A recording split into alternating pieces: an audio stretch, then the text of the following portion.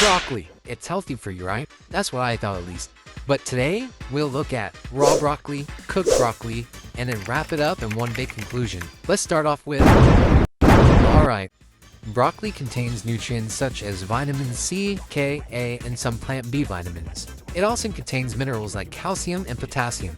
But there's a danger in the shadows. Anti-nutrients are nothing to laugh about. They prevent your body from absorbing essential nutrients like calcium and manganese, which broccoli contains in abundance. So when you're eating broccoli raw, you don't really get all the minerals that are listed on the labels of the plants. Cooked broccoli, you either hate it or love it. Anyways, the cooking process breaks down anti-nutrients like oxalates and phytic acids. But you need to cook broccoli for 8 to 12 minutes of boiling for about 30 to 90% of the oxalates to break down. But phytic acids are different. You need an hour plus only to boil away 60% of the phytic acid content.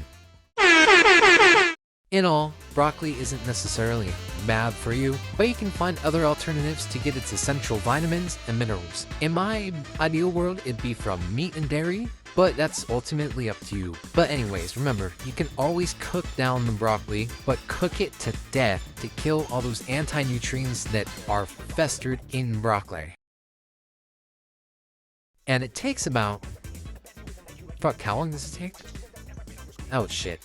But calcium mainly... Well, calcium, fucking broccoli, bro. You need an hour plus. Fuck you.